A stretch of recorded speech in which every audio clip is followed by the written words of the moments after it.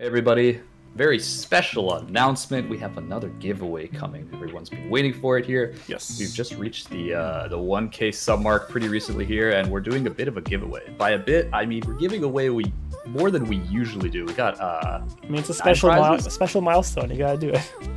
Yeah, we see this is a special 1K. We didn't, we weren't expecting any of this. We were just two random guys playing some games, talking about random shit that we didn't know if anyone would actually want to listen to, and here we are. Yep. We are going to be rolling off some prizes. So let's show everyone what they're potentially winning here. So on my side, we have two beautiful sets. Well, you're going to be rolling for one of these sets. So the Herald of Rebirth extended art, the rainbow foils here. One so of each roll would be pitch. One of each color. Yep, one of each color. So 3 cards total. There will be a cold foil Iyslander and a cold foil Genus. I don't know if the screen captures that very well. So one roll will be for both of those. So both of those cold foils, and then we're gonna have a cold foil Crazy Brew alt art. Look at that, beautiful, That's a big beautiful one. And crazy. Rob, what do you got for the fans here? Yeah, so we've got 3 of the alternate art Boneyard Marauders here from, I believe, Team Covenant. So one winner will get all 3 of these. I then have a rainbow foil Katsu from my collection here to be given off. Pretty nice card there. Additionally, 1 rainbow foil Azalea for all you Ranger fans. And last but not least, or hopefully not, we've got one of our Spark of Genius playmats that we will be giving away. We've gotten some, requests for people who wanted to buy these, and we figured let's just put it in a giveaway for anyone to win. So yeah, that's it for me. Yeah, all you got to do to win, very, very simple. You have to like, comment, and subscribe on any of the videos with this intro onto it. For the comment, all we need to hear from you is, we've been doing this a little while, almost, quite a long time, almost a year. Not actually even close to a year. Eight months? For a while, about 8 months now. So what kind of video do you want to see us making in the future? This could be more of the same, more of our CC videos, Classic Constructed Blitz, our POV drafts, discussion videos, deck text, whatever. What do you want to see us make more of? Whether we've made any of it or not, let us know down in the comments for any of the videos. We will be posting this for probably the month of August. And when the month of August is up, we will be doing the rolls in September. And with that, appreciate everyone for watching. Our continued support from the bottom of both of our hearts. We really do appreciate it. With that, have a great day.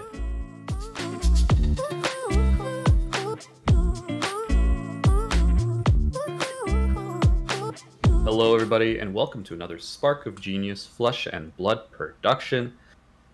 Doing a little bit of summer fun here as we're all roasting away, and we have a I'll say another tier list. I'm sure everyone and their dog is pumping out a tier list right about now, but you know what? That's okay, because everyone has different opinions and everyone is slightly more wrong than the other person. So we're going to be bringing out one of our own tier lists with special guest Yuki Lee Bender, the 2021 Canadian National Champion. That's all I'm going to say. I'm not actually going to put on all her, was it honorary? Accolades. No, there's like a word, all of her, not titles, they're like, it's like her subtitles. Her side titles? Yeah, it's like the honorable, blah, blah, blah. Okay, anyways. Honorable mentions. I'm just going to say the 2021 Canadian National Champ.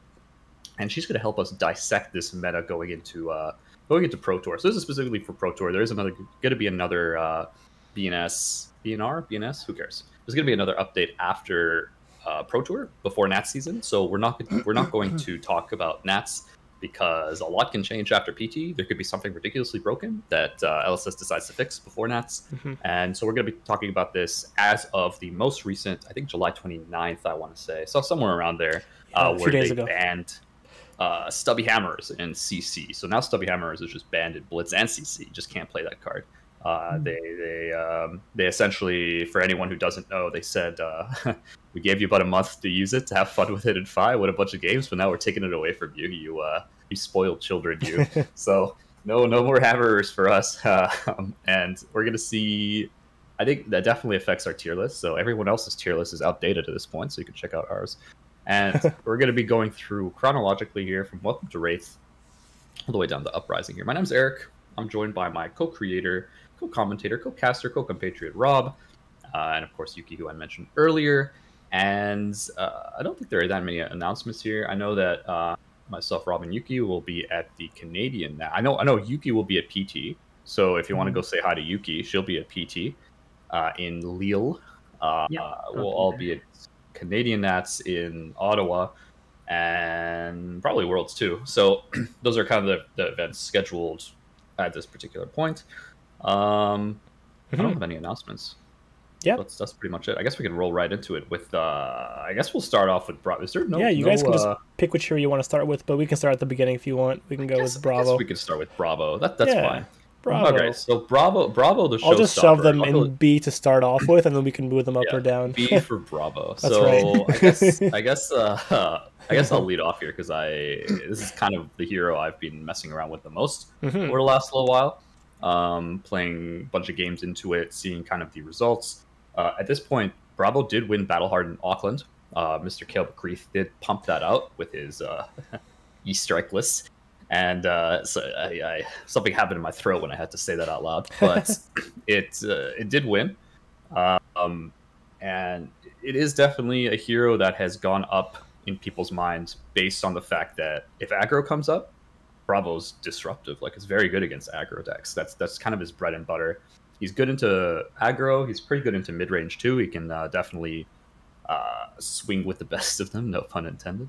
And he's just like not amazing versus control. He could be fine versus control, but against like that Prism kind of build, he's just kind of falls flat. He's not fast enough to really bring down the threats for something like Aura Prism. Fast enough to be able to like punch through, right? To like get that opening window that aggro decks can do. So I think Bravo at the moment is definitely a hero of the meta. I think he's overall a good hero, but different metas definitely impact him a lot more. And currently, we have seen Fi take down a lot of events. Of course, this was before Hammer's ban. I don't think we've had like a solid one after that. But I think Fi is definitely still strong. I think other decks such as Viserai and other aggro decks are still going to be running around doing a lot of damage. Prism is very, very close to LL, which is, I think, 998 as far as the recording at this point. And when Prism LL's out, Bravo becomes a whole lot better because that is by far his worst matchup. Just there's no comparison. I'm sure many people have seen the Guardian Prism matchup. It doesn't matter what Guardian you're playing. It's not very fun. So that's also impacts Bravo quite a bit. I think I would put Bravo. I'm actually going to keep him in A tier. I think he has the tools to really disrupt the meta. I think what's stopping me from putting him in S tier is he's a very difficult hero to play into the meta. Playing the mirror, playing into control, playing into mid range. Yeah, you can play into aggro and kind of just smash disruption every single turn if you draw it, kind of thing. But Bravo is an extremely difficult hero to play. Very nuanced. Requires a lot of knowledge in things like pitch stacking, second cycle if that comes up, and also kind of what tools he has against different matchups. I think he has a very, very good armor suite. He has a very, very good card pool, given he's got multiple sets in card pool. I think in an aggro-heavy meta, he's definitely going to be one of the strongest heroes. However, he does have like glaring weaknesses as far as Prism still in the meta. He's just not amazing into control, but he could be fine into control. That being said, I think I would personally leave him in A at the moment. Maybe with potential once Prism LL's out, maybe. Yeah. I think I would keep him in A even without Prism. He would be higher on the A chart for me, but I would struggle to put him in S. Not that I don't want him to be in S. I just think his pool is still fair, which sounds really strange. I'm gonna be he's too fair for us up a lot. He's S to me is like something that is like borderline broken or just like broken straight up, right? Like it's kind of ridiculous, like the efficiency that you can pump out ridiculous damage or the efficiency that you just can't like get any damage across, kind of thing. Bravo is strong, however, I don't think he's unfair at all. Like, I think he's extremely balanced. He's one of the original heroes. And based on that, I would struggle to put any of the original heroes in Welcome to Wraith on S tier for that kind of level. And Bravo's no exception. So I don't know if Yuki agrees with me here, but I'm sure she has some thoughts. Yeah, I think that Bravo is sort of like one of the big heroes going into this, maybe a little bit less so. It kind of depends what people find with Fi, since like Fi without stubbies is a big question mark. So like depending I think Bravo will be good against Fi no matter like how he ends up being built. Yeah. However, I don't know how popular Fi will be. So the more that the meta is going to skew towards aggro for the Pro Tour, the more I think that Bravo could be like a good meta call. But you are, like Eric said, you are kind of rolling the dice with that Prism matchup. And in a mixed format event, I think that can be an okay thing to do. Like you don't have that many rounds of CC, and you might have like a round or two to give if you do get that Prism matchup and you're really confident in those aggro matchups. But it probably depends like what percentage of the field you expect to be aggro. Personally, I probably want it to be like 50% plus, which honestly, it could be. I wouldn't be that shocked to see about 50% of like some of the premier aggro decks, and then the rest of the meta being other things. Yeah. So yeah, I think he's a solid choice, but I agree he's not like that makes sense. Head and shoulders above the rest. Yeah. I do also see him like even in those matchups against things like Dory into like Katsu, like Rhinar. I would say he's favored into all of them. To that point where like he also has solid matchups into like the mid-range decks. So I think, I definitely echo what Yuki said, is like you want to see a lot of aggro. If you're expecting a lot of aggro, I would say he's a very, very, very good choice. He's a very solid, consistent hero, which is something that's very hard to find nowadays. Yeah. And if that's what you're looking for, and you don't want to like roll the dice off your first 8 cards being brick, Bravo's a pretty decent choice. So I think we're gonna keep him an A. All right, let's go to Rhinar. All right, Rob, tell me about Rhinar. Tell you about Rhinar. Well, we did play a couple games. I will say that I have been sick for a while, so I haven't actually played much in this meta. So my opinion might be a little out of touch with what actually. I mean, you guys probably have more insight than I do, even in Rhinar. But I would say that correct you. I would say that looking because the meta is so regressive, Rhinar probably doesn't have much of a place right now. Rhinar does have a build where you can be more. Defensive. You can add a bunch of D-reacts. It was very successful into the Starvo meta, but I don't think it's enough to really be good enough into the Briars, into the Fis, into the Viserais. So for that reason, I would stick him pretty low at this point, probably at a C is where I would put him. But yeah, I'll open the door for you guys to counter any of those points. Right. I think like the bread and butter has been the claw build, and I think there have been Romping Club builds where like you are able to, as you said, kind of stack on some D-reacts, like you run Unmovables, you run Fate Sinks, Reckless Swings, all that kind of thing, and you just like beat down with like your super efficient 2-card hands, 3-card hands tops, usually 2-card hands, sometimes 1-card hands, right? And that's kind of where Rhinar shines in my view, right? Doing a lot with a little, and getting really solid 3 blocks, getting really solid defensive options. My gripe with Rhinar is, first of all, he doesn't have a lot of armor. As far as like a defensive deck goes, if you're trying to make him defensive, he lacks armor. He has scabs. He doesn't have a good chest slot, nor does he have a good arm slot as far as like an armor. He has Crown of Providence now, like everybody else, of course. But his chest slot is going to always be a 1 armor chest slot. His arms is always going to be like a 1 armor arms. Yeah, I don't count it's either Ironhide there. Gamblers or Iron Rot, pretty much. Yeah, pretty much. Yeah. And you know, the thing with the Claws build is I've definitely seen Rhinar with Claws beat. I mean, even at our local top 8, there was a Rhinar that got into top 4 by beating a Fi, right? Like, I've definitely seen it happening.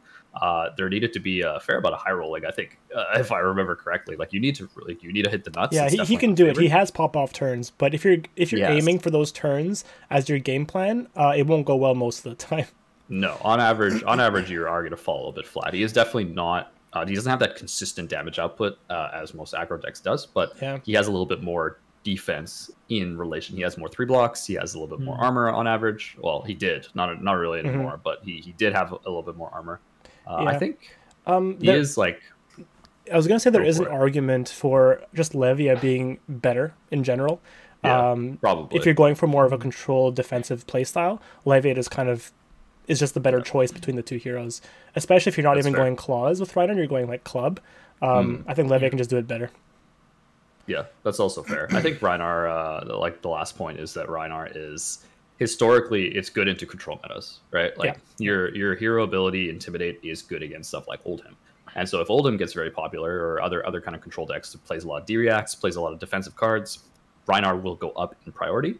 However, that is not the meta going into it. That's not the meta I'm expecting going into PT. Yeah. I think there'll be a higher level of disrupt / control if they find good builds and good practice into the aggro decks. However, going into it, the events that we've had so far and like the testing that I've done, at least, and maybe Yuki've done, is the control decks are just not usually the best overall choice at the moment. And so Rhinar doesn't make as much sense to play. But I'm fine with keeping him in C. I don't know what Yuki feels. Yeah, I think C is about right. For pretty much all the reasons that you said. I find that for the Claw build, he just revolves a little bit or too much around Blood Rush Fellows, which is like only of the 3 of in the deck. And like when you have that, you can kind of keep up, and when you don't, you can't at all. So that's pretty rough. And then Blood Rush Bellows also just has like a little bit of innate variance because you have the random discard and you're drawing 2 off the top. So like I've seen really, really good Blood Rush turns, and I've also seen ones that are like, okay, you did 15 damage. Like that's cute. And there's also an issue that really enough. I noticed too, is that the more defensive you build Rhinar, the worse your Blood Rush Bellow turns are. Because you're running less of the 6 attack cards, you're running more of the D-reacts. Like Fate for so Fate for Scene, like, on most hands, you're going to draw 2 6 attacks and 2 non-6 attacks. So if you're planning to use your Tunic charge to play Blood Rush, you're not going to really be that successful. You pretty much have to pitch 1 or 2 of your other cards to be able to guarantee a 6 discard.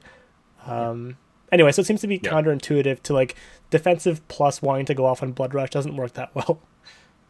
That's fair. Okay. So Rhinar's there. Dory. Sure, let's go into Dory.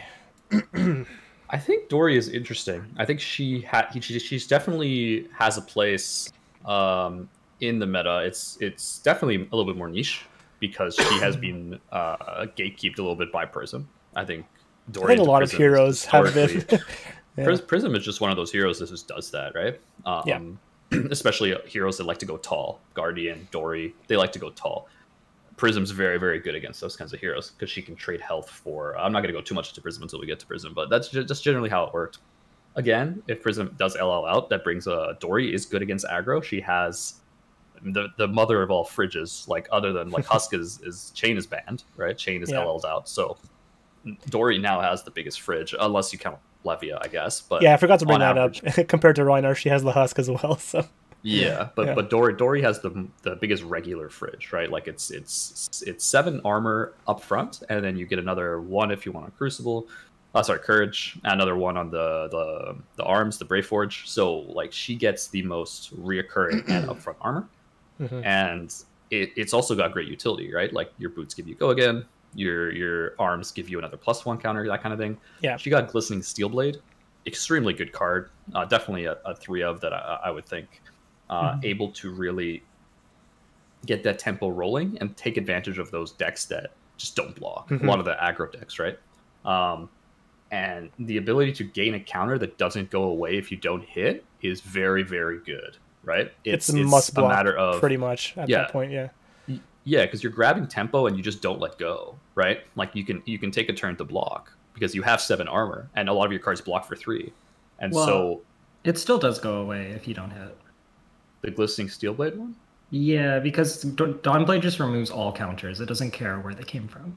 Dawnblade removes all counters. Yeah, at the end of turn, if you haven't hit with the Dawnblade, you remove all +1 counters from it. Is the wording? Oh, so okay. It does still get removed, but like the ability to get 3 counters is really, really strong. And the other thing I've seen is like Twinning Blade has become a much better card because if you just like throw your hand at it and you're like, well, I'll stop her from getting the second swing and getting any counters, and she just goes Twinning Blade, hits you for 10, get a counter, it's like a pretty big blowout. So yeah, I totally agree though. She's quite solid, but the Prism matchup is tough. Where do we feel on the tier list she belongs, given that she can be very good against aggro? I think B is fine. Yeah, probably like a high B or a low A. Yeah. I'd put her on a high B.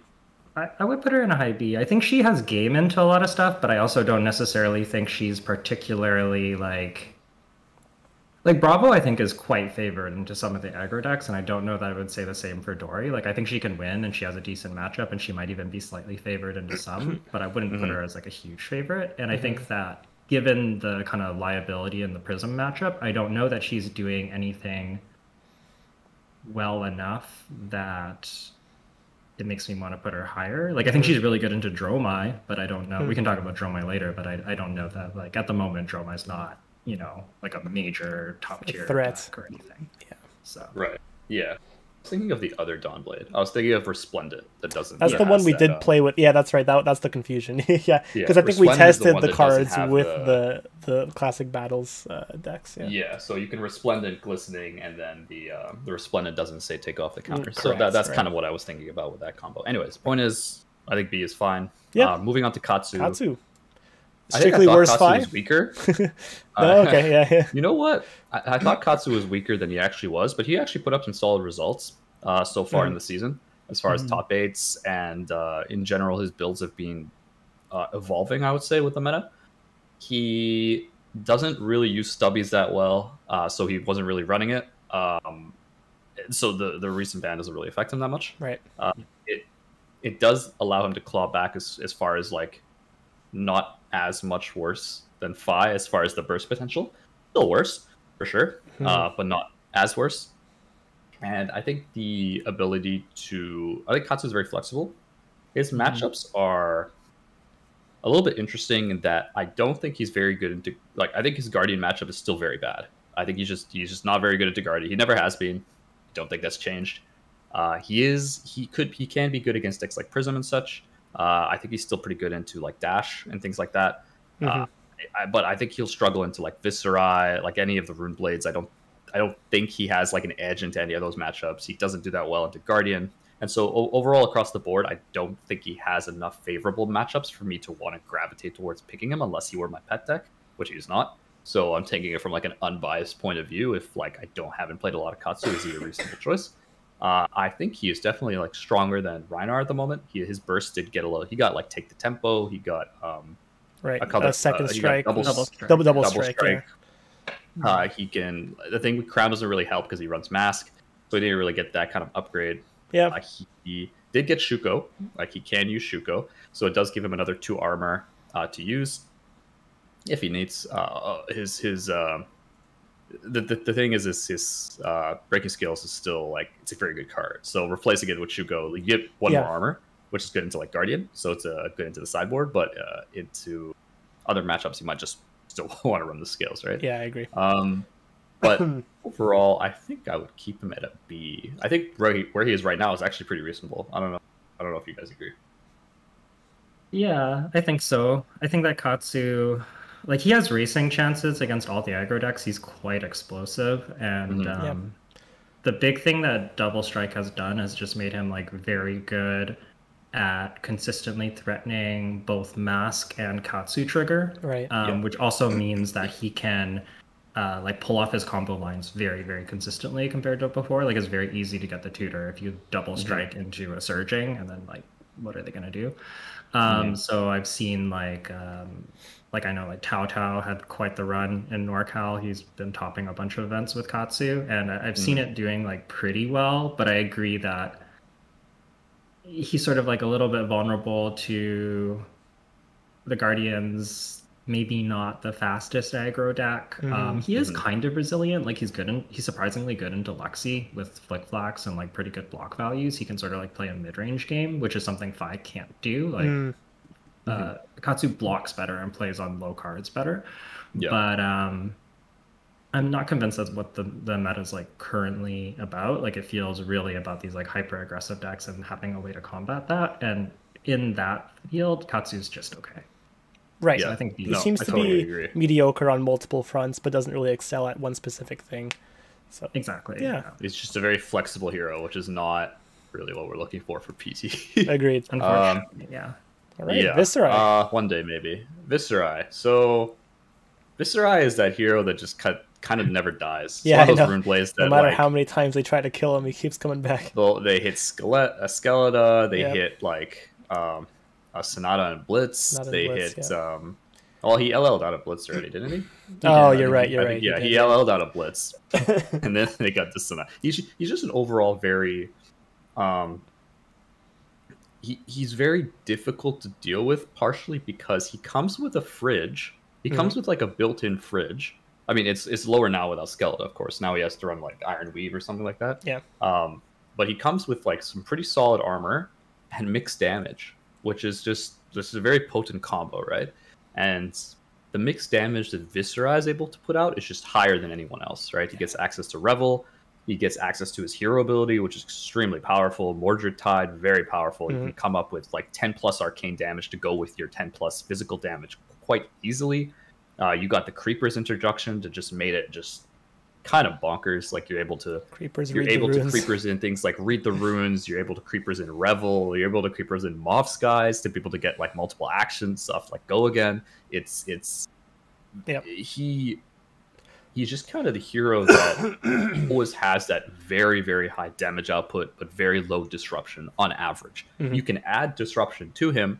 It's just not always the most synergistic. It just really depends on the build you're trying to go to. But I think that the fact that Viserai has that option to add things like, Reek and CNCs and either Runic Reclamation, things like that, not really pure disruption, but it does stuff. It has an on-hit, right? He's just so flexible, and he has that Guardian effect. Whereas Runeblades and Guardians have gotten probably the most support. I don't think anyone can really argue against that. The most support over the sets, is just as far as raw power and cards, right? Yeah. And Viserai has definitely profited quite a bit for that. I think specifically going into PT, Viserai is I would hazard to say the premier aggro deck, and the reason I say that is because it was Fi. It was definitely Fi before when he had Stubbies. Like it was Fi.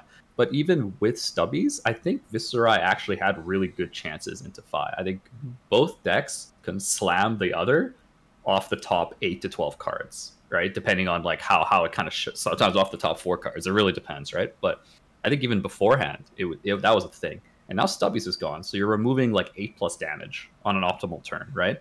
You're removing breakpoints. You're removing a lot of on hits that Viserai can now block easily with 3 if there's no Art of War or Spreading Flames or anything like that. Whereas the Stubbies, you always had it on the field. It was always there to force the breakpoints. It was always there to be able to push that damage. Viserai didn't need that. Like Viserai already had strong base level cards. He has the Moth Skies package with Shrill, very, very efficient. His 3-card pitch for Moth Shrill Rosetta is a lot of damage for that many resources. He's just extremely efficient. Whereas like he's out efficienting. That's not a word. He's just outdoing Bravo. Like which is really strange to see, because Bravo used to be the pillar of efficiency, right? You do the most with the least. And Viserai is honestly pushing that envelope even further. So I think as far as the combined Stubbies ban and just the Viserai didn't really get hit other than the Skeletor, so he just keeps going aggro, which is still very good, but he's still able to block because he has a lot of 3 blocks, which is very nice. Solid armor base. I would put him in S tier. He does some truly disgusting things. I've seen Yuki do some disgusting things. I've seen people much worse than Yuki do some disgusting things. And he's not as easy as Fi to push off that kind of combos. Yeah. I think he's easy enough for a player that puts some reps in it and be like, well, this hero's broken. I'm playing this to PT. Yeah. And so I'm gonna put him as our first S tier. I'm sure Yuki has some thoughts about this. Yeah, I want to echo one of the points you made, that he can do a lot with not that many cards, which is not a common theme you see with aggro decks. Aggro decks love to keep their big 4 or 5 card hands because that's when they really shine. Viserai can do it in both scenarios, where even if he blocks on his own turn, he can still pump out that 10+ damage on a few cards. So, very good point. I think that is one of his main strengths for sure. Yeah, and because of his armor, he's really good at sort of just like value blocking, because his bread and butter is like a Shrill or Spellblade Assault with a Mob Skies off of blue, and then you swing the Rosetta, and that's sort of just like a solid 12 to 15 damage depending on the hit triggers and the colors and stuff. But it's just like a really good 3-card hand. You can also have like a 2-card hand off of a blue with Rattlebones. If you have a Swarming in your discard, you Rattlebones the Swarming, play the Swarming for 3, then you have 2/2/1, so it's like 8 damage off of 2 cards, and it's split damage, which is really, really good. So between that and his fridge, he is often like into decks that have some on hits. Like if it's like Katsu and he's threatening like a Whelming, like you're pretty happy to just put one of your extra, like maybe you have an extra attack in hand you can't really use, you throw that in Grasp, you stop the Whelming, and then you still have your efficient turn coming back. So that's like the flexibility that Vis enjoys. And like I know that we talked about Katsu being flexible and not being great. I think the difference with Viserai is that he's actually very favored into Prism, and he's arguably the fastest aggro deck. Or certainly he doesn't feel slower than anyone else. Like he's just as fast. And he's pretty resistant to Guardian even, like, and Fatigue, because he does, like Eric said, his split damage is so extreme, and he does have this like setup potential. And he can even do some pitch stacking, where he just pitch stacks like non-attack, attack, non-attack, attack, and just really gets to go off in the late game versus something like Oldhim to kind of push him over the top. So between it all, he's just very solid, very resilient, and very like well-rounded with a lot of upside. He's also like the best hero at using creepers by far because he does so much arcane, and he can often, especially in the aggro matchup, he can use creepers like 2 or 3 times. And when you do that, you really feel the power of that equipment. When you get one activation, no block, it's not bad. When you start getting to the 2 or 3, it becomes like it's very good. Yeah, and he just has so many 0-cost non-attacks that he can play. Like he's all the Mob, he's got the Revel, the Mordred, the Reed. There's a lot of zeros he can play, and he runs a lot of blues as far as aggro decks goes. That's the other thing, right? So he's able to really take advantage. I think the only thing that beats Vis is generally either himself. So either the player is just not being efficient enough. The Viserai can brick, all the Rune Blades brick. It happens. You draw all your non-attacks, you draw all attacks. Without a Moth Skies in hand, your damage potential could be much lower. There are like the deck isn't perfect by any means, but the fact that that's the biggest issue is pretty good going into the meta, right? So, oh man, Azalea. I wish I could put you higher than D Azalea, but we'll start you off at D, and we'll. You're gonna have to put that a little bit lower. Let's start here. Okay. Let's go a little bit lower. A little lower. A little bit. You're almost there. There we go. Yeah. Unfortunately, I don't know. I just every time I'm just like, oh yeah, I get Red of the Ledger, do some things, Memorial Grounds, put it back, hit them with more Red of the Ledgers. What's your win con? Your win con is Memorial Grounds, Red of the Ledger. I'm just like, oh, kill me now. It's just very. She just doesn't have like her threat density is very low, right? So it's really a disruption game. Azalea has like some good disruptive tools. Ranger in general has good disruptive tools. The problem is what they trade for it is consistency, armor, and raw damage, right? It's when you're comparing Azalea to Lexi, obviously, you're going to have that issue where Azalea can either quote unquote go wide, not really, but mainly going like taller, like a big arrow. You want to fire this big ass arrow, right? Big ass arrow, BAA. And then you're gonna pray to God it hits, and you're against a deck that can't block. I guess, even though like Viserai can slam down 3/3 blocks and block most arrows. Yeah. And when it hits, you're doing some damage to them on their turn, like Remorseless or something like that. If it hits, but it's just so like the consistency is such an issue that you can get fatigued. Also, you don't have an actual weapon. Azalea is just compounding issues that I see. And it's also like your ability is just so random. Like you can't really take advantage of New Horizons. You're still using crossbones, cross-wrap, whatever. Cross-wrapping. I can't even remember the damn legendary. Skullbone, cross-wrap. Okay, you can remember it. That's okay. You're supposed to, but I just can't. Yeah. You know, it says something when the legendary is like $20, right? So it's a matter of why would I play Azalea unless I absolutely just like love her backstory or whatever, right? Like, so going into PT is just it's hard for me to recommend someone picking up this deck that is very hard to play. Like this deck is not easy to play. You really need to put in a bunch of reps, but then you put in all those reps and you just like lose to like random Zoomer fire or whatever. I don't know, Yuki. Tell me I'm wrong. No, no secret. Azalea is, I think, inarguably the weakest hero in Flesh and Blood and has been for a long time. I think like Red in the Ledger is fantastic, but it kind of stops there. Her game plan of disrupting, like she just does a much worse job of it than Lexi does. The on hits outside of Red in the Ledger are just really poor. Like your next most disruptive effect is like, I guess like a sleep dart, which isn't great in the current meta, or like a hamstring shot, which taxes 1 resource and it just doesn't. It just doesn't do that much. Exactly. It's just she's just too fair, and she has to go through too many hoops to do. We should rename D. So. We should rename D to Too Fair or something, or we should rename this to Fairness Level. Oh my god! Next time. Why didn't we think of that before? Next time. Okay, that Sounds makes sense. I think we're just gonna go on to the next one. Kano. Yeah, Kano. You know what? Seen results. Kano has been going through A through C and back up to like it's been hovering between A and C for the longest time, depending on like the pilot, the meta, the secretness level, the spiciness level. How much can you abuse Aether Wildfire essentially is where that came into play. I think, of course, Sasha and those guys brought it to last PT to pretty great effect. It's a good deck that was very one-dimensional. However, nobody expected it to be a thing. People weren't prepping their null. Oasis Respite wasn't a card. Like it was a different time, right? Yeah. Now into PT, Oasis Respite, very good card. A lot of decks running Oasis Respite. Control decks. Yeah. Oldhim, Bravo. The thing with Oasis, it's also good into Rosetta, so you can run that stuff into Runeblade if you want. So it makes like anti-wizard hate more widespread, which is really quite bad for Kano, because Kano is still an Aether Wildfire deck. Like he got stripped of too many things and didn't get enough in return, right? Especially in ignoring Blitz, just in CC, he only got like very kind of middling stuff. What do you get? Alluvian Constellus? Was that the which is only good into the mirror, pretty much, or Iyslander. It doesn't really help him. The wizard cards and Uprising don't really like. You got like Tobe of Duplicity or whatever, which doesn't really make that much sense to play in Kano. He didn't really get that many things that lead him into saying, "Hey, I'm not just a one-trick pony," and I think everyone knows that.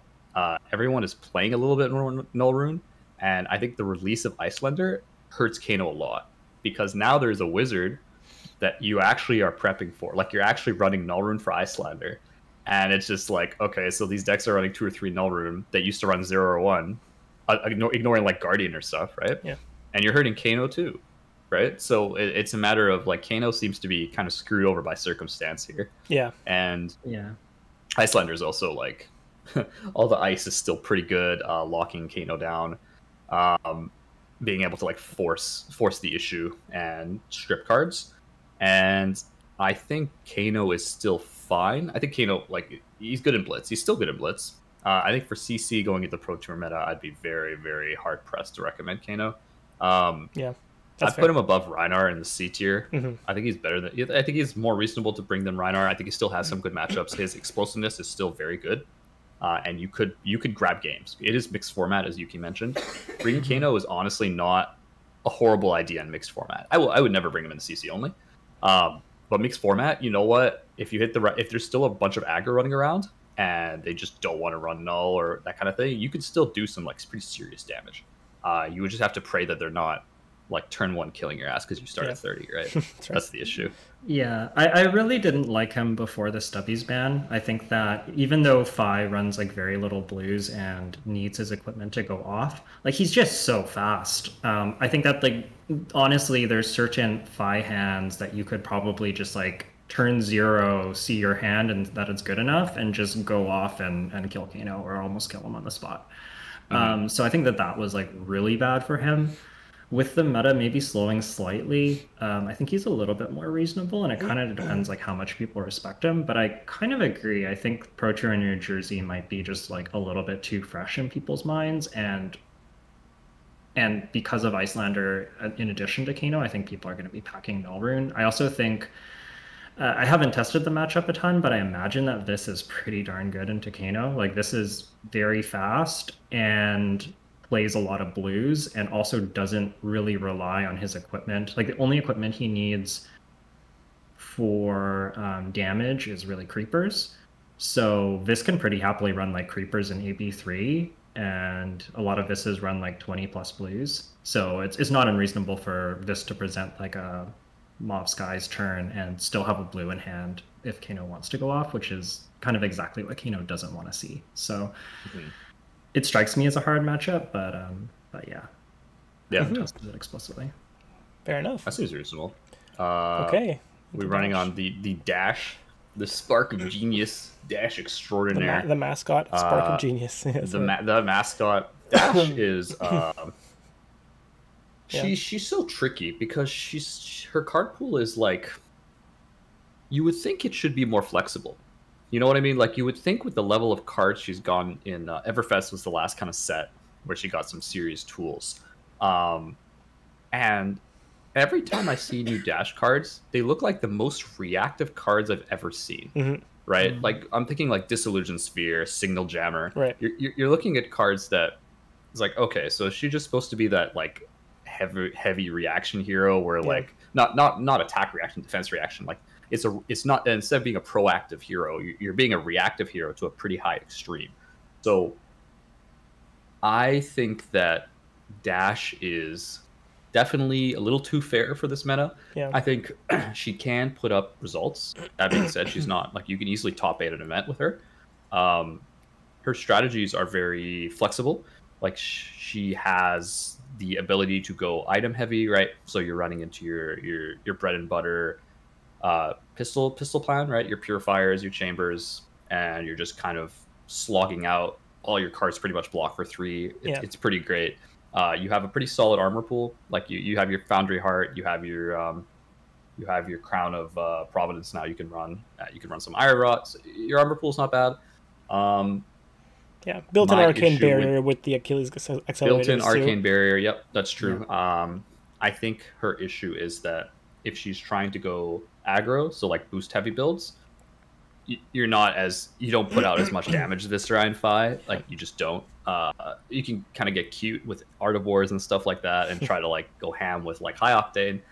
I think she's still a mid-range deck through and through. I don't think she has enough tools to be an effective aggro deck as much as you want to boost to Dream. She's still kind of expensive. Like, her cards are still a little bit too expensive on average.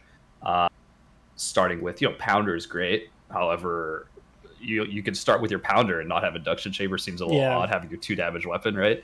So it's a thing. It's a strategy that people do, and you can pump out damage, but you have no on hits. So you're pumping damage, but you're not really stopping 5 from 40ing you turn 2, right? It's nothing is stopping that.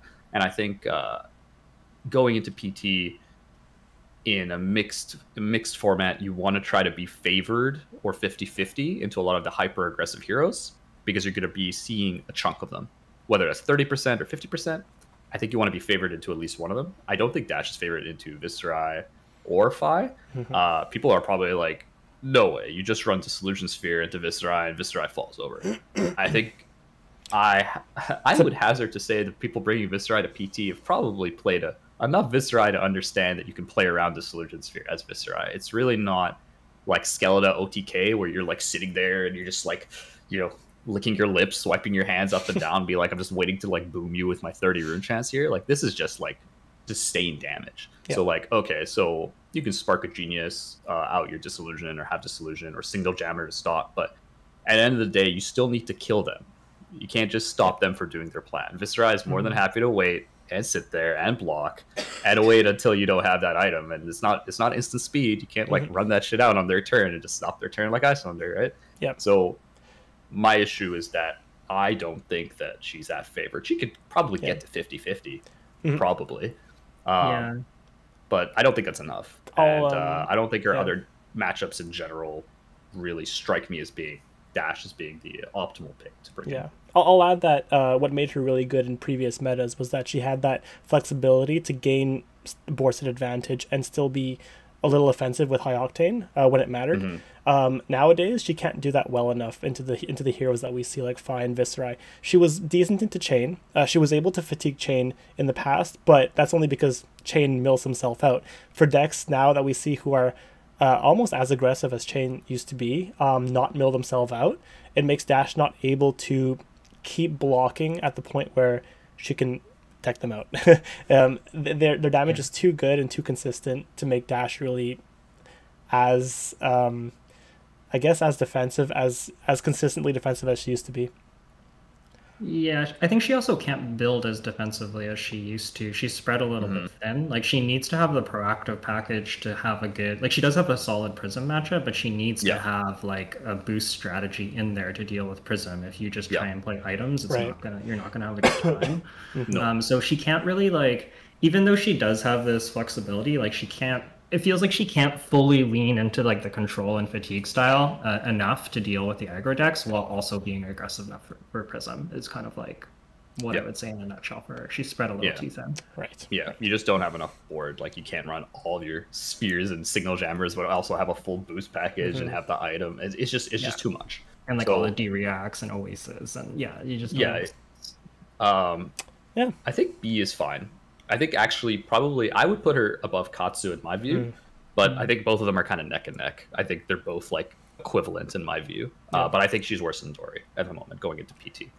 Sounds good. I agree. Okay. Here's Prism. I like how you just automatically shoved her. We won't put her in B anymore. Yeah, she's going to be at least A, I think, in this discussion. Okay. So Prism's almost LL'd, but she's definitely going to be played for PT because she's allowed to be. But this is a video about PT, so we're going to be talking about Prism. Prism has evolved quite rapidly over the last couple months, right? Like, Prism has started with being the Starvo counter, quote unquote, the Starvo counter. And she's kind of developed into, once Starvo LL'd out, to be a lot more aggressive to be able to deal with the Rune Blades. Yeah. And that was kind of the key piece, right? Running things like, more of the Red Heralds, more of the like Phantasmaclasm, Fractal Replication, blah, blah, blah, all that kind of thing. And that enabled her to kind of go a little bit more heraldly beatdowny, while also still having that mostly intact aura package, probably not as many D-reacts for like the Guardians and the matchups that she's historically just been good against, right?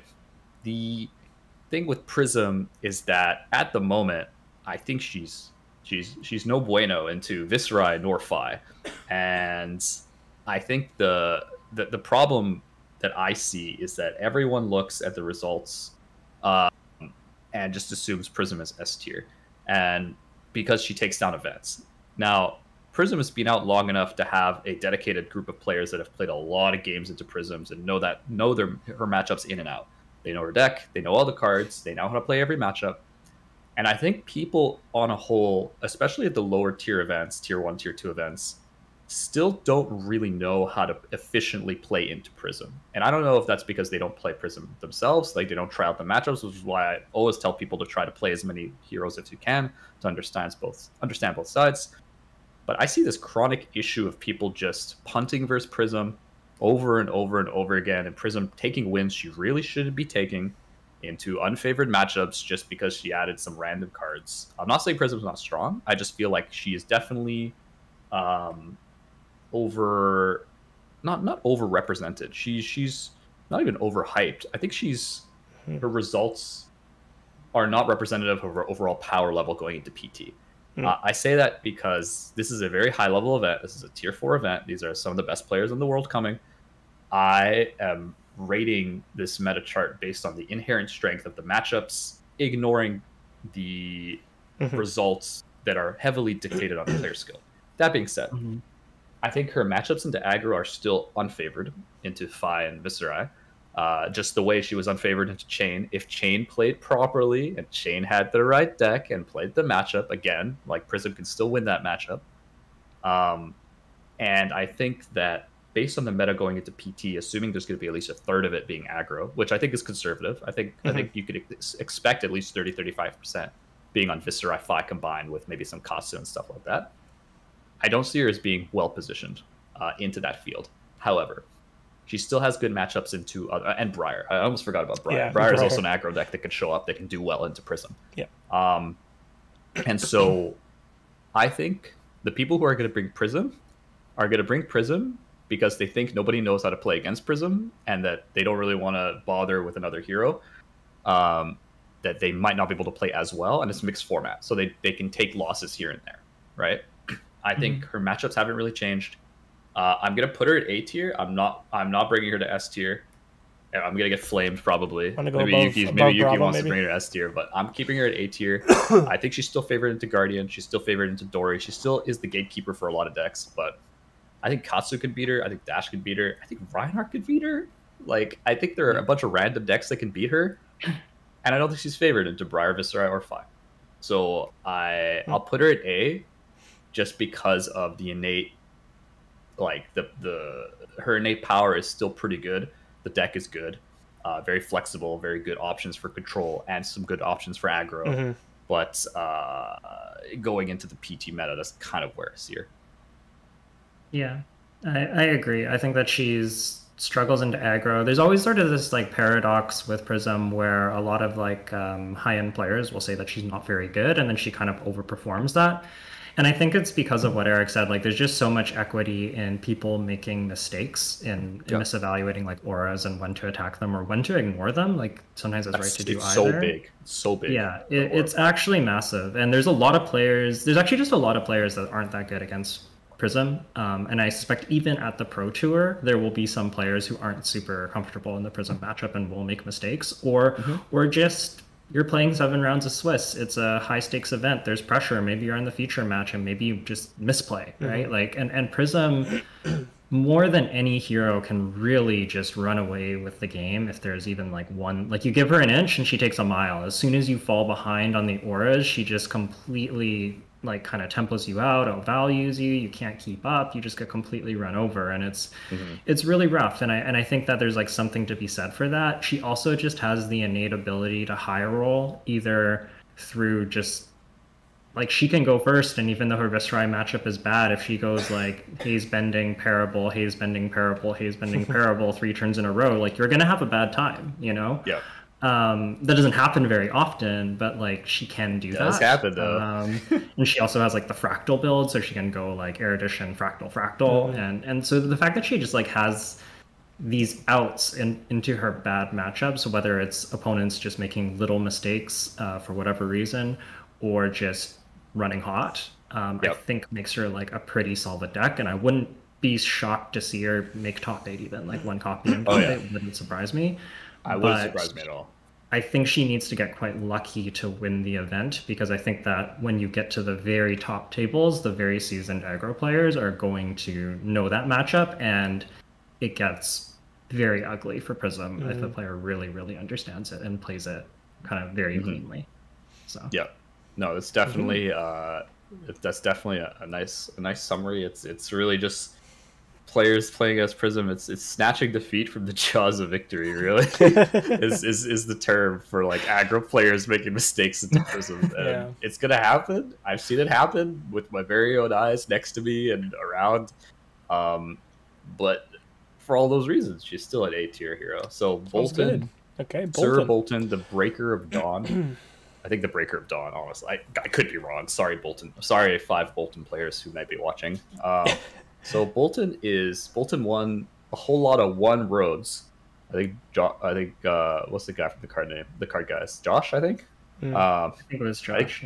I think he won a Boltyn, and he's like the Boltyn cheerleader, right? And I think other than him, nobody else should be bringing Boltyn to a PT. And even I don't even think he would bring Boltyn to a PT. I think he was just gonna bring Dory, honestly. So that being said, I think Boltyn is just like Raiden Boltyn. I haven't seen in the longest time. It's just been Saber Boltyn or bust, right? And I think Saber Boltyn is the same deck as before. Uprising hasn't changed that. Where you just sit there and you get Soul and you get Lumina and you swing batter, 1, 2, and hope that you could just burst them out, right? This deck is very susceptible to disruption. So like a well-timed CNC with a pummel or something like that, or just a CNC in general, could just like break Boltyn's entire plan, right? Especially when you're trying to run it at such a tuned kind of combo, because you really do need a bunch of things to go right for Boltyn to get the combo off. That being said, it's not a horrible deck. I have seen it. I see it win games. I see it overperform probably in matches that shouldn't win. The other player just doesn't really know what Boltyn needs to pull off the combo, and then before they know it, Boltyn pulls off the combo, right? That being said, I think you blink and then Fi just kills you, or Viserai kills you, or whatever. I don't think Boltyn is. The armor is nice, and there are a lot of D-reacts such as like Soul Shield and such that Boltyn has access to that are very, very good. However, I don't think Boltyn has any disruption for that matter, nor enough defensive tools to be able to stem the new aggro decks from just killing them before they get even close. I don't think it is a very good matchup into Bravo. I think I would laugh my ass off when Prism arc lights that, and there's no way to get around it on a combo turn. And you know, which could happen. You never know. And I think overall Boltyn is not in a great spot. He needs some help. And I think C is fine. I think maybe above Kano. Okay, yep. Yeah. I think like, well, he was sort of fringe playable in the last Starvo meta. You have to keep in mind that like, even though Chain is like sort of an aggro deck, it's kind of slow to start, so you have time to get cards into Soul. And like, because charging is always at least 2 cards. You need to attack with a card and then charge with another card. But if you're doing that against Fire Vis, they're just so fast that by the time you like have your 3 or 4 cards in Soul, like you might just be too far behind already, and you might not be able to afford to take damage to combo, which I think is really hard for him. So yeah, I just think he's like not really where you want to be right now. Yeah. Awesome. Levia. Okay, Levia. The Shadow something Abomination? Shadowboard I don't know. Abomination. Shadowboard Abomination. Thank you, Levia player. All right. So Levia, as Rob kind of alluded to, has that ability to go a little bit better on control. She has Husk. She has a lot more armor. And she has some of the most efficient turns I've seen in Flesh and Blood, right? She just has that ability to go very tall for very nothing. You know, it's kind of really random when you see those turns, and then you realize that's Levia's game plan, right? So she can go claws. I don't think those are I don't know if those have been the most successful builds. I know Ethan, like the perennial Levia player, has put up some results on Levia. She has been doing some work. I don't know if it's claws, if it's been on claws or it was on club build, but yeah, I'm not sure. I know he's been touting a club build for a while. But he might have gone back to claws, but I'm not really sure. Yeah, but like she has the options for both, which in and of itself is still pretty impressive for a brute, right? That she's able to do a lot with both. I think in my view, her issue is the same as Chain, right? She kills herself. It happens more than you think, right? You have to be. What's up? It does depend on the build. There are like no blood dead builds that do not kill themselves, and I think that those have largely been the more successful ones. So yeah, the more brute builds, the less like shadow, Rhinar more brute. Almost. Like Rhinar with Husk and Shadow Puppet 3. That's literally that, right? And so I think that, you know, especially when you're going claws, you still have access to Blood Rush Bellows, you still have access to like these high powerful combo turns. But then you get some more armor with that, right? You got a little bit of armor on the side here. You don't get to Intimidate, which is a little bit sad, right? So, I think but in an aggro meta, that's worth nothing. It's true. It's very true. However, I think, so I think into aggro, I think Levia, I think she can do well. I think it's closer than people think. I also think that a lot of players have never tested into Levia in their life. And that surprise factor is definitely going to be a thing. Yeah, like the Levia player has definitely played into the Fi. The Fi player has probably never seen a Levia, right? You don't know for sure, but there's a good chance. Surprise is a big factor here, especially at these PT events. You can grab a lot of games. I know when I was playing, I'm sure Yuki got this too, when you're playing Lexi at the PT in Jersey. I had a bunch of players be like, didn't practice once into Lexi, or like, I've never seen anything close to this build before. Obviously, it was a bit of a unique build. However, the hero itself, people just haven't played into Lexi. That's surprise factor, right? Right. I think Levia has a similar kind of aura to her. Advantage. No, not literally, obviously. And she's able to kind of take people by surprise. Her damage output is scary high. I played against Fresh and Buds. I think that's his channel name. I think Tommy Fresh, right? I played against his Levia in the Battle Hardens in Vegas, I think, round 1. It was very, very close. It was a surprising amount. I was scared shitless playing against him as Levia, right? And that's supposed to be like a pretty decent matchup for me. But Levia was like, he was really able to go super efficient, and he was running the Blood Debt build, right? So he eventually did end up killing himself, but I was almost dead too, right? So I think she has that kind of ability to switch on and off. And it's nice that her defensive, like just defending rewards her because you fill the grave, right? So you have that kind of duality where you can block a lot, and then after, if you want to be explosive, you can be, or just go through 2-card hands and still be pretty consistently strong, frankly. So she has a nice recursion package too with Ghostly Visit. That's true. And Howl from Beyond, I think. Yeah, Howl from Beyond. So she's also able to get a little bit of that going on if she wants to like stack in the late game. It's of course it's Blood Debt, right? But still, Yeah. I think B is fine. Yeah, I think she'll be a bit higher, maybe.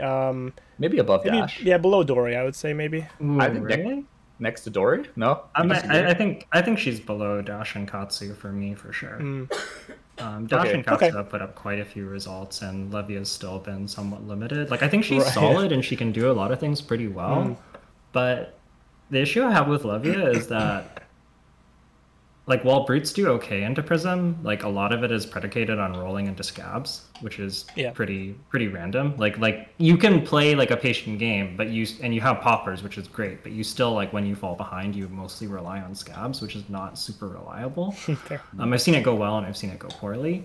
And then I think, like, honestly, I'm not sure about the Phi matchup, but like Viserai seems like a problem to me. Like I haven't tested that matchup a bunch, but Viserai just seems far too efficient for Levia to really deal with properly.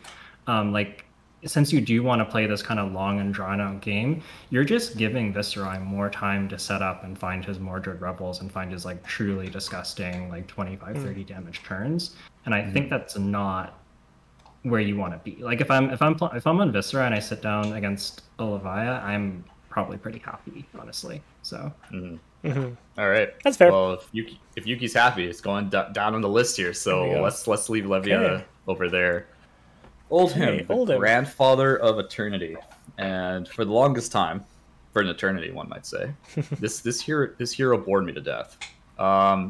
Not because of the play style or the cards themselves, but the man's ability is a defense reaction, and it just to me screams, "Take me to 50." Just like, please God, don't time. And you know what? We actually saw Oldhim was the other finalist with Kale in the Battle Hardened Auckland. Like the Oldhim was second place. Obviously, can't be that bad of a deck. It is putting up some results. Put up some results in Rhodes, of course. Oldhim has that ability of being less disruptive than Bravo as far as a raw power perspective. However, a lot more flexible in that you get the element cards to go with it, right? So you're able to kind of shift your builds depending on what your end game is, adding a little bit more ice, some element cards, adding some like stronger, heavier guardian attacks. And that flexibility is quite nice. He has the shield. He has a good armor suite. Crown of Seeds is not banned in CC. It's only banned in Blitz. So he still has Crown of Seeds. He has his Autumn's Touch back. Like, he's still a good, like, obviously he came about as being more of a counter to chain, right? Or most chains, maybe like very seasoned chains where we're still able to punch through. But he was very, very good in that, and that's what he was known for. I think he is still extremely horrid into Prism. I think it's an auto loss. I think that he's not amazing into Dromai. Like, I don't think he's just very good into Illusionist, period. However, maybe Dromai is obviously a bit better because the auras are not a thing, but I still don't like him to Dromai. I think he is... I think he might switch builds going into PT to definitely be a heavier counter into like more aggro builds. Of course, the one that won finals had to...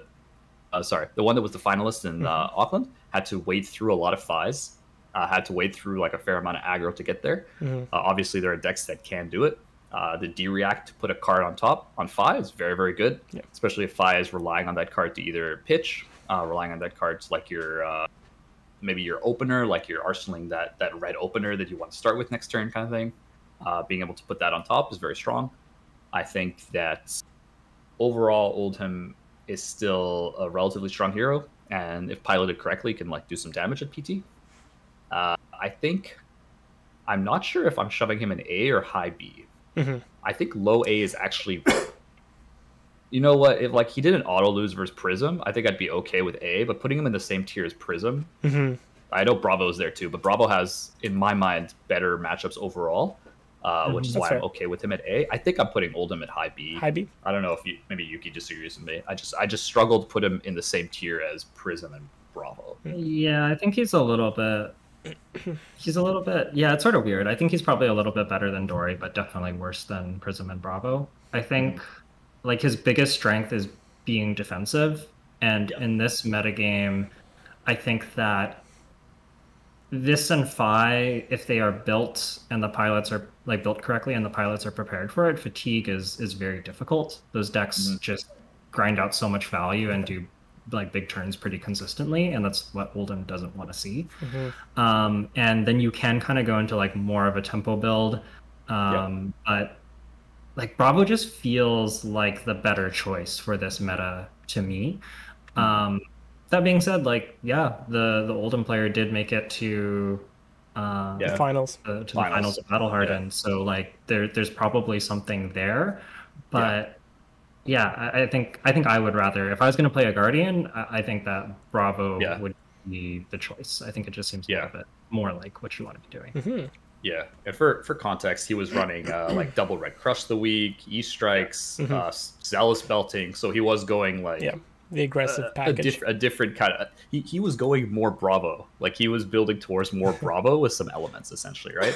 Which makes a whole lot of sense given what he thought there was going to be in the meta, but. Yeah. That being said, let's roll on to Briar, the forgotten. Is she the forgotten Runeblade? I think people still know she exists, but like I think she's been left. I know you forgot about her. By Viserai, and Shane beforehand, right? Beforehand, Shane was the premier, and I think Briar is always being like, "Oh, Briar's really strong." Week 1, and then week 2 onwards, someone breaks something else, and then Briar's kind of forgotten a little bit, right? Briar put on a lot of good week 1 results, and then people started understanding what Phi can do. And then Phi started, Phi and Viserai for that matter, just started like wiping the floor with Briar. I think that matchup is not very good with Briar. For Briar, I think the fact that Briar relies on Channel Mount at the moment is very, very bad. There are 3 cards in the deck out of 60 that you need to grab to actually be able to match output off like good Phi and Viserai turns, where Phi can essentially grab it off very little, and Viserai can just like pound through and has a bunch of armor to block. So I don't like those matchups. I think Briar is good into Prism. I think she can be good into like the other historically good matchups for Briar. Mixed damage is good. Rosetta is good. All the things that hasn't changed, right? Like she still has access to the best weapon in the game. Yeah. I know this is pretty good, but I think Rosetta is just very, very strong. The mixed damage. She still has the perennial good aggro matchups. I think she's good into everything in C. She's good into, I would say, everything in B. I think she's favored. I don't know about Oldhim as much anymore. Yeah. But I think everything else she's still pretty favored. She has very good block for a Runeblade.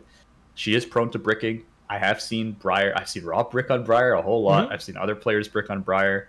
I've seen Sonata misses. I've seen a whole lot of bad things happening that you don't see as much with the other premier. Too close to too close to home.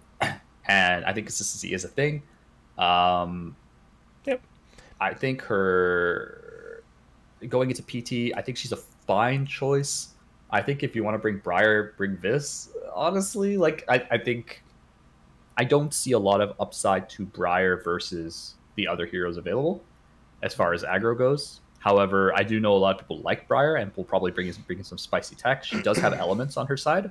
Like there could be some kind of like more hybrid build that does like do things a little faster maybe, but as far as like the channel mount build I've been seeing, I think it's still a little bit like if you don't draw your channel mounts within a turn or two, you just die. And even then you still might die. So that's kind of, I think I put her bottom of A. I think that's okay. I think bottom of A is fine. Yeah, I think bottom of A is fine for all the reasons that you said. She's kind of in the same spot as last meta for me, honestly, where like you can bring her to an event, it's not embarrassing. She can top 8, she can win. They won't laugh she's like a fine choice. Like there's nothing wrong with her. No one's gonna laugh at you. Yeah, but I also just don't think that she's like. I don't really see the argument for Briar over Viserai or Vi ? Certainly I didn't before the Stubbies ban. Perhaps now. I don't know exactly like where that matchup falls and exactly what Phi is going to evolve into. So there's like a little bit of a question mark there, and that might make Briar like a little bit relatively more attractive. But overall, yeah, I think Viserai does a lot of the things that Briar is trying to do, and is just like a little bit more consistent because you don't revolve around the channel mount. And Briar does have that like super high roll potential, but it's honestly, like the channel mount, force of nature, multiple go again attack turns are kind of you don't see them very often. They happen. They're pretty. Yeah, rare. they happen, but they also don't usually happen in one turn. Like usually you get part of it and you get one attack, and then you're waiting for the second one, and then you just have to be forced to block, kind of thing. But she also doesn't have a good matchup to Bravo. I think Bravo like shits on her, in my opinion. I think it's maybe not amazingly favored, but I think it is favored. I think it's disruption just hurts her so much, right? Yeah, if you can time disruption with the channel, the big thing is because you're so reliant on channel mount and it's like a permanent that goes away. Yeah. That if you're able to time that disruption and line it up with the channel mount, it just completely hoses their turn. Right. Whereas like if Viserai sets up like a Mordred or a Revel in Arsenal, and maybe has like the other piece in hand, and you're like dominate spinaling, you can block with a card and hold on to those cards and just wait until you don't have it. But Briar doesn't really get that luxury because you have to like play out the channel and then like redraw and have a 5-card hand with the channel and not get disrupted. So it's like a little bit. There's more. It's easier to interact with, I guess, because it's on the field and it goes away. That makes sense. Right. Lexi. Okay. All right, this is why Yuki's here. Here we go. She wants to tell everyone how. Whoa, Rob just disrespecting the channel. Here you go. Voltaire strike twice. Both rangers at D. No. Lexi is, I think, fine. I think that like there's good incentives to be ice. She might be a little bit more interesting now with Phi becoming a little bit slower. I think that the Phi combo matchup was actually scarier for Lexi than people thought. While it is true that Lexi, like on paper, should be very good against Phi, when he was that explosive, it just means that like one miss and Lexi just has to block, especially because she doesn't have armor, and that's really bad for her. Right. Now that Phi is slowed down, I'm actually a little bit more interested in her. If you can get the Viserai, Briar, and Phi matchups good, the Phi matchup should definitely be good now. The fairer Phi build she's very good into, I know that for sure. But if you can get the Viserai and Briar matchup, there's reason to bring her. But I do think that you're stretched a little bit thin because you have to contend with Prism, and you also have to contend with Bravo. And I think that overall, like that's sort of similar to last meta. You had Chain, Prism, and Starvo. But I think the difference for me here is that Viserai is a little bit harder to target for Lexi than Chain was. Like against Chain, you have like Sleep Dart, which was just like such a killer. But Sleep Dart's not that good against Vis. It's okay. Like there's not really like a card that just hoses Vis in the same way. And so, well, I think you can bring her, and I think she's a solid choice. She has a bit of a hard time, and the other hero that we haven't talked about is like Dromai is quite hard for her. She's coming out next, but Dromai is like a tough matchup for Lexi, and while I don't expect that everywhere, I think you will see some. Iyslander is like close, but definitely not free. I think Oldhim. I actually think that like the fatigue Oldhim from like older metas was pretty good for Lexi if you're on like a Rainrazor's Ardwar deck. But if he's trending more disruptive, which he seems to be, that's actually really bad for Lexi. Like Endless Winter is a hell of a card against Lexi, and if they're running stuff like that, it's just you're going to be miserable. So overall, like I could see bringing her, and I can see an argument for bringing her, but I honestly don't know that she's the best choice right now, just because the meta is like a little bit wider. Even like Dory's not a great matchup for Lexi. So much armor, Dawnblade's hard to race. If she gets like one glistening turn, then starts attacking you for 7, it's like a really big problem. So yeah, I think she's like, for me, like probably B tier, like similar to Oldhim. I think you can bring her. I think if you really expect a lot of aggro and you got some good pairings, you could have good results with her, but I don't think she's the deck. Right now, she's not, unfortunately, the deck that I'm looking to bring to PT. Yeah, I mean, I don't have too much to add here. I think the one issue I see with Lexi is not enough slots in your 80 to deal with everything. And the other issue that Yuki mentioned is that like it's not. Chain and Starvo are a lot easier to hurt because there's a lot of arrows, relatively speaking, and generally there are some that were more niche, but they came into prominence, like Sleep Dart and such. But I think, as Yuki kind of alluded to, it's just like there's the field is a little bit too wide, which is a good thing. Like there's a lot of things people can bring. It's not as narrow as like Healthy chain meta, only, I Briar guess. only, Yeah, Starve only, or whatever, or Starvo chain only. I think this PT is going to be a little bit wider, and it's just harder to bring everything for everyone, right? So I think B, that spotted B looks pretty good. But moving into our uprising heroes, I guess. Dromai. Sorry. Before we leave Keep Lexi, don't leave me, Lexi. Yeah, I guess I will say that, like, as much as I'm saying that I don't know if she's the best choice, I think a lot of those matchups are okay. Like, I think she has a lot of okay matchups, and she's a hero where I think if you build her like similar to the PT deck where you're kind of equipped for a lot of things, I think that you can beat most matchups. Like, you have game into them. It's just, it feels like you have to work a little bit harder than if you're, say, like Viserai. Like, your overall spread, like, you might have like quite a few like 40-60s kind of things where yeah, you can get her. She's not embarrassing. She can get wins, but just like your good matchups aren't quite good enough to offset how many of the like slightly unfavored matchups you have. So she's not like, I don't want to say that she's bad. I just think she's not the strongest pick. Confirmed, not bad. Hashtag not bad. Okay. Yeah, not embarrassing. Hashtag not embarrassing. Okay. I think Dromai is very okay, as Oliver would say. Oliver would say. Yeah. I'm running out of space on the B tier. She's D tier for Dromai. 100% D tier. We'll start there and we'll make an argument to bring her up. So Dromai is one of those decks that did put up results. Like she did have some fairly good results. She definitely wasn't like. I think Dromai is, because she's obviously a new hero. She will get better with age as people figure out the more optimal lines, the more optimal builds, how to play her, how to play against her. I think she's still in that phase. She's still very much in that phase. I think from what I've seen from Dromai, she definitely has some matchups that are either very good or very bad. I don't. She's a very, in my view, kind of a bit of a polarizing hero in that respect. And she has some very neat tricks with more aggressive builds. I know in Battlehard in Auckland, there was a very aggressive build with like Snatch and Scar for a Scar. And I think I saw it in Decale. And it was a very red line kind of Dromai deck, which is very interesting. Billowing Mirage, Sweeping Blows. And then I've seen like the more control-oriented builds, and like what Oliver from OK to Y has been posting, like his kind of builds, definitely different kind of results into different matchups. And I think she has that ability to kind of go very flexible, right? Depending on what she's trying to do.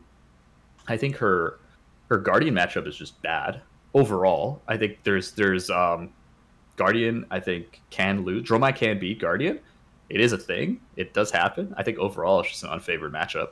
And so if there's a bunch of Bravo and Oldhim running around, I don't think it's going to be great. I think particularly Bravo. Bravo seems real bad. Yeah, Oldhim is, depending on the build, can be quite a bit better because he tends to not run as many poppers. But the Oldhim that's pretending to be Bravo. Yeah, that one might be rough still. It really kind of comes down to that density of poppers. If they have a lot, it's hard to get stuff started as Dromai. Like, you do have tools, but it's not easy. Yeah, of course you can overwhelm Oldhim with dragons. It is a thing. But I think that Dromai does have like some good matchups if you can like either get board state and keep it ? The issue is there's a lot of heroes, even like a Dorinthea, right? Or a deck that can go with a lot of on hits like Ninja, Katsu, decks that, decks that like free on hits, massive momentum, things like that, right? It gives you free on hit targets, which is very scary, and it can.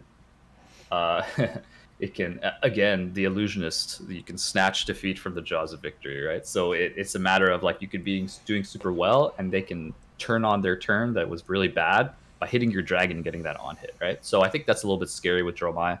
I think overall she is. I think I'm gonna shove her in B tier unless Yuki disagrees here, or Rob, you disagree. No. But I think her results have been fine, but I think you need a very good pilot with Gem to bless you a little bit, and things to go right. Okay. Yeah, she's very vulnerable to poppers, and it's a really big problem. Yep. Unlike Prism, where when you get the aura snowball, it's just there's not really like at a certain point, it doesn't matter what hero you're playing. There's not much you can do. With Dromai, like no matter how far behind you are, if you just like have a popper and can attack her 3 turns in a row, or like attack her dragon 3 turns in a row, you might just catch right back up, even though you're like on the back foot. So that aspect of Dromai is like a little bit tough. And I think like even Viserai has a very good Dromai matchup because he can like naturally run some poppers with Amplify, and it's like pretty easy to fit in some Runic or CNC or something. And then like the free Mauve Skies triggers are pretty good. Like I've definitely killed a Chromai with a red Mauve Skies on a Drawn, and it's like, well, the Drawn replaces itself, and then I still get 3 rune chants from the red Mauve Skies. So Talk about value. Yeah, like I didn't waste anything. Like it's crazy, right? It's just really hard for her to deal with that. Like Viserai can kind of just, I'll deal 12 arcane to you and kill 3 dragons. Like it's just, it's rough. So yeah, I think she has some problems, but I do think that she's particularly like, she has a lot of options in how you build her, like Eric said, and I don't think she's solved at all. And I think that kind of similar to Prism, she's one of the harder decks to build and play because like your hands are like typically like all red and all playable, much in the way like Prism's like all yellow and all playable cards. So deciding like what you're supposed to be doing at any point in the game is really difficult. And for that reason, I think like if somebody really cracks the code on Dromai and figures something out, I wouldn't be shocked to see like this like kind of new Dromai deck that does really well. But from what I've seen from existing builds, it's hard. There's quite a few problems, and it's hard for me to put her higher than B. So I think she has potential, but I'm not convinced the tools are all there just yet. But also who knows? She's tricky. Everyone in B has potential. I guess that's just gonna be like B is the potential tier, A is the awesome tier, S is the stop please I'm already dead tier. So we're just gonna put Phi in S. Now you can just put him in S. Sure. Is he? Well, we're gonna start right. So Phi was obviously S before Stubbies. I think anyone who argued against this was objectively incorrect, and they might be like, "Oh yeah, I'm crushing Phi in my local testing group of 3 people that haven't played Fab a lot." That's cool. That's cool. But like results wise, you can't really argue with it. Like Phi is everywhere all the time. Even look at the Balhar Auckland with like 6 Phis in top 8 or something. Didn't win and didn't get to finals, but it was pretty much most of top 8. And Phi is being like running around RTN, just crushing everything, right? Yeah. This is because of a couple things. As Yuki mentioned, the combo zoomer build, where you just zoom, wreck everyone in like 2 turns, do 30-40 damage really easily with stubbies, Art of War, spreadings, all kinds of power-ups, and then you're just using your Phoenix Flames to go stupidly wide and get those Mask of the Pouncing Lynx, grab a Salt the Wound, go again, grab another Salt the Wound, come in for 24 off your Salt the Wounds or whatever. Anyways, it just did a lot of damage, right? And the thing is that if someone misses, they die. Now, there are decks that can do stuff about this. Like Bravo is favored into Phi on the right, like the right level of aggressiveness. Can do well into Phi. Viserai can also do well into Phi. Still does well into Phi. Definitely not as unbeatable, like the unbeatable aura compared to like Monarch Chain, right? It definitely not close to that level. But I think that the stubbies leads to the question, and if people will literally be testing for the next 3 weeks, of course, LSS loves that curveball, right? As soon as possible here. Is Phi still like top of the aggro food chain? I think before stubbies, I would have put Phi as the best deck, or the deck to beat, above Viserai. And my difference now is, without as much testing, I'm still shoving him in S, but below Viserai, right? I think Viserai is, in my mind, the premier aggro deck because stubbies really did push you above, right? Especially when you're pushing 5, 6, 7 attacks, which wasn't very hard with Phoenix Flames, right? You lose 5 to 10 damage, reasonably speaking, right? And I think that that in CC could be 25% of your health, right? So I think he's very strong. I think the lowest I would ever put him is top of A, but I think he gets worse into decks that needed one more turn. Like if Bravo whiffed one turn, he probably was not necessarily going to lose. Whiff 2 turns is probably dead, right? But it gives decks 1 to 2 more turns off that combo that they might not be dead, right? And I think that will bring in a little bit more counterplay. Even decks like Lexi and things like that, where, you know, as Yuki kind of mentioned, on paper should crush it, right? But now maybe that's more true, right? So yeah, I think more testing will kind of determine whether Phi is A tier or just low S tier. At the moment, I'm shoving him in low S tier. But I would also agree to shoving him in A tier. Yeah, I have a lot of question marks about Phi. It wouldn't shock me if he's... I could see him being S tier. I think he is likely A tier or maybe even B tier, though. Ooh, he's got potential. Yeah, so what I'll say about Phi is that I think your Prism matchup is still just as good, maybe even better, because you don't have the combo plan. You're just kind of like leaning into like probably more of a Mask of Momentum style game plan where you're just like playing a little bit of a longer game. And that's what you did against Prism anyways, for the most part. You could try to stubbies her and you can get lucky, but getting blown out by ALS is pretty bad. Yeah. But I think, as you mentioned, the disruptive matchup, so Bravo, Oldhim, and Lexi, which I do think you're going to see, go from like maybe at like a 20-30% out in those matchups to almost nothing. Because you don't have that burst potential where if they miss, you just take over the game. You can no longer do that reliably. And I don't know, and this is sort of my big question mark, is how does she do into Briar and Vis now? I think that Vis was, as Eric said, already close, maybe slightly unfavored, but without stubbies and without the explosiveness and with the way that Vis likes to just like value block, I think that Phi might actually have trouble. And similar thing with Briar, even though I think Phi was super favored into Briar and consistently much faster. Like one of the things that we talked about in testing is that like the difference between Phi and Briar is that in a lot of ways their deck's doing the same thing, but Phi just gets, like Stubbies was almost like his CMH, but he starts with it in play and doesn't take a card, right? But without that, I don't know. Like, I could see him being faster than Briar, but I could also see him just being a little bit slower on average. Briar's pretty good at throwing out like a 1-card block to stop mask and like maybe leveraging a little bit of equipment to deny mask triggers and just playing like a value game. Like that is in Briar's wheelhouse.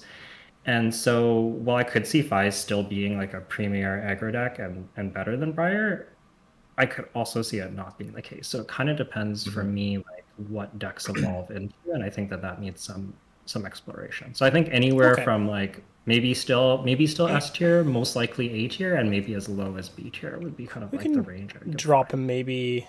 I don't know, Eric, if you want to keep him top of A tier. You could drop him in A. You could drop him in A tier. Yeah. And then to be determined. He could very well be very strong still. I think he's still a good choice. I just I hesitate to say that he's as dominant as he was. Especially because he already had weaknesses before. So I think he's definitely not definitely not that good, but I think A tier is pretty reasonable. So rolling into the last but not least.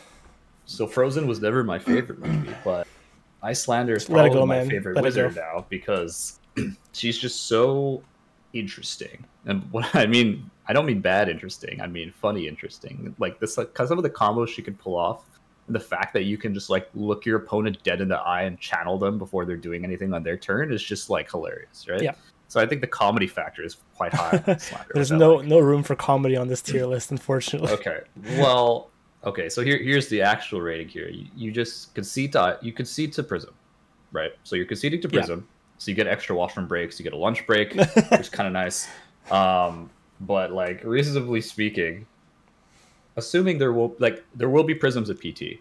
I know Europeans love some Prism. I've seen the Prism out there, and that's a thing. And having an auto loss is really not ideal, even in a mixed format.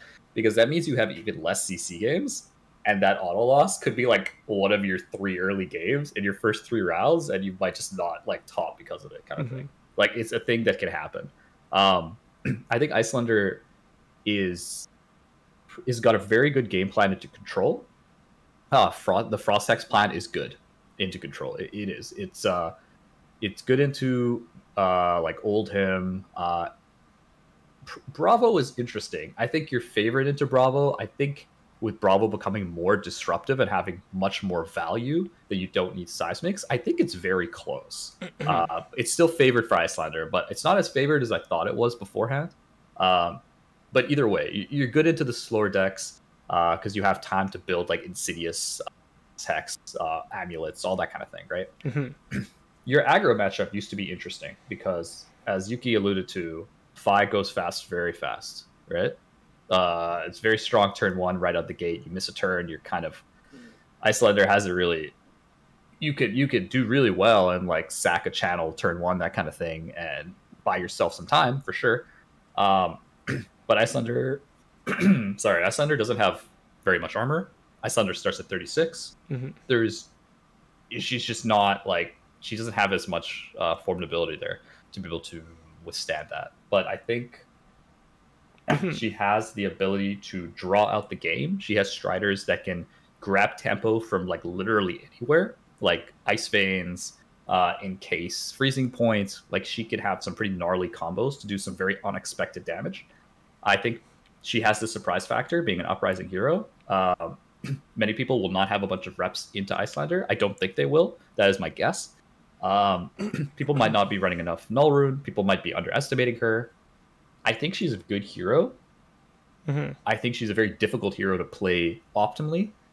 And unless you are very confident in your aggro matchups, I honestly think Viserai is... I hazard to say even-ish. I think it really depends on like what kind of build you're running and like how you approach the matchup. I think it can be okay for Iyslander. Viserai having his inherent discounts off road chance, having his like ability to go really efficient with low cards, having a lot of blues. Even Fi was not an easy matchup. Like Fi was also very efficient off the slower builds, using Ember Blade to really like chip away. Not as favored as you would have thought. And based on that, I would put her at like in the B category. Probably somewhere like in the middle, honestly. I think she can be good with the right pilot on the right build. I think she needs help from Gem because Prism is an auto loss. But when Prism's gone, should be a lot more interesting.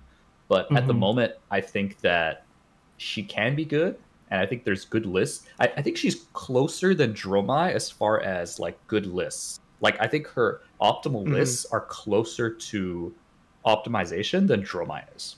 Right, not as much as Fi, obviously. Well, beforehand, right? But higher than Dromai. And I think based on that, I think if you give people another 3 weeks and they focus on Iyslander, I think there could be some interesting stuff popping up. And that's kind of why I think she has potential. Yeah, I tend to agree. I think she has... Yeah, it's very interesting. The Prism matchup is always going to be a thorn in her side until Prism's gone, like you said. And Dromai is also like unfortunate. You can win, but it's hard. It's hard. Yeah, my experience with Iyslander has been similar. That if the aggro decks are blue heavy and run high AB and have good burst. On a lot of your average Iyslander turns, the aggro decks can sort of like block out if they're getting disrupted too much, and then just attack when they have the resources when they're able to, and they just kind of play like an efficiency game, and it's hard for Iyslander to keep up. That being said, she can disrupt. I have lost to Icelanders on Vis, so like I think it's a solid matchup, but it feels she kind of has like the same problems I was saying with Lexi, where I feel like her overall, even though her aggro matchup is solid and I think like you are favored, it kind of depends how favored you can get. And the builds that I've seen so far, granted, like I don't have a wizard specialist that I test with, but the builds I've seen so far, I don't know if the juice is worth the squeeze. Like, I think you're not getting enough in those aggro matchups to offset the fact that you have these tough illusionist matchups. Yeah, and you know, like Dromai's a pain, and you can just kind of like randomly lose to these aggro decks, even though it's supposed to be your bread and butter. So yeah, no, she's okay. Yeah, I definitely agree with, like, I don't think the current lists are as favored as I thought they would be on paper. I think they're probably closer to like 55, maybe 60, where I thought they would be 70-30, honestly, when I was like looking at the initial spart. Like, and like we do have like something on the channel, like we do see the power of Iyslander into like Briar. Like hypothermia is a hell of a drug. Like there are cards that just shut turns down, right? Yeah. But especially on the right timing. But I don't think on average those are like going to be the amazing games you're expecting. And in mixed format, that is a consideration, right? So, yeah, okay. Bottom of B, top of C. That seems about right. I could see. You would have put her on C. I was thinking we can leave her. We can leave her B tier. Like, oh yeah, maybe she's a little bit higher. No, put her as C tier. Crap. Join Azalea. Whoa, I didn't say that. What C stands? Just what C stands for. I wasn't going into there, but I think it's kind of okay. Most heroes are good at B and B, and I think that's healthy for the meta, right? I think not having a whole bunch of S, and the S not being like overwhelmingly S, it's pretty good. But like I think this kind of goes to the point where there are obviously a lot of things that can happen in the next 3 weeks, but it is still a very diverse meta. Road to Nats season was very diverse, I think. And I think it'll probably stay that way for PT, with Phi just getting weaker, because it's not going to be as like Phi dominated as people might have been expecting with the other kind of events. And so that being said, appreciate Yuki for coming on for this meta breakdown here in front of PT Lille. She will be there. No, I'm not going to give her all her titles back. She will be there. So if you want to meet her, you know, that's a chance. And come up, say hi.